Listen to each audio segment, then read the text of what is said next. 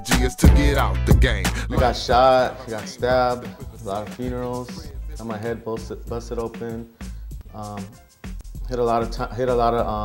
arrested a lot for times where I thought I was through, you know?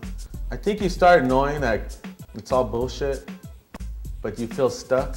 I was like, man, I gotta do something bigger, you know, I gotta do something. But what do I wanna do? I thought of going in the Marines, I thought of computers and I thought of everything. I was like, nah, I don't wanna do none of that stuff. And I had to really sit back and really think of what is it that I wanna do the rest of my life where I'm gonna be happy, you know? And I went back to my childhood dream, which was movies. Everything that I learned from Toys R Us in the streets, hustling, you know, selling stolen car parts or whatever, just trying to just suck it all up. And I felt like it's the neighborhood all over again.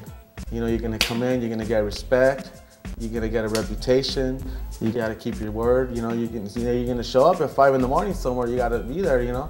So I started just learning, and I felt like I needed to spread the word back to the hood. I feel like I just need to tell people, check this out, man. This Hollywood thing, you don't get a background check, you eat for free. You know, for me playing a gang member most of the time, it was really like, what? Playing a gang member? You're gonna pay me to play a gang member? Where do I sign up, right?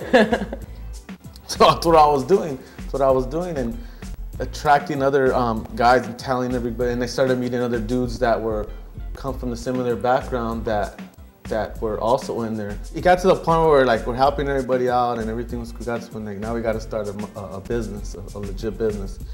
So we formed, thought of a name, of course, Suspect Entertainment goes perfect with it. And got all these ex-gangbangers and started managing them, you know what I mean? Started giving them guidance and teaching them about the business side of things and audition techniques and all this stuff. And I had to start stepping up my game as well, you know, learning the corporate stuff, taxes and all that stuff, you know. Well, what happened was my mom told me, you know, can you go put some gas in my car? So we had moved to, you know, another area out of East LA. My mom tried to get us out, so we moved out.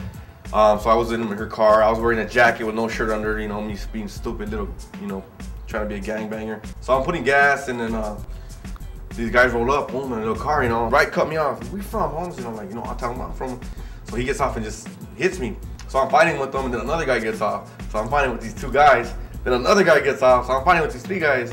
Another guy comes. I'm like, man, there's no way. I know. I was getting tired at that point, basically.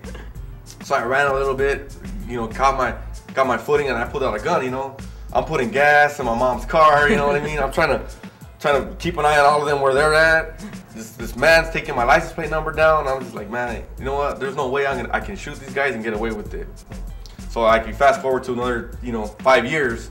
So I'm on the set of the Fast and Furious, and all these gangsters are in the trailer, and I'm just thinking, man, here we go again. So I go in there, and Manny, you know, a couple of guys come up to me, hey homie, what's up, dog? You know, my name's what people, and you know, what's your name? Oh, my name's Frank. You know, where you stay at?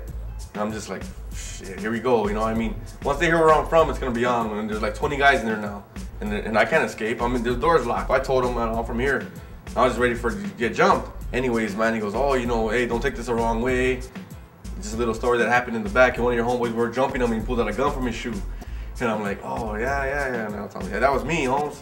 And he's like, oh, hey, well, yeah, that's cool, don't worry about it. So we end up shaking hands, and then, but it just goes to show, you know, you never know what's gonna happen.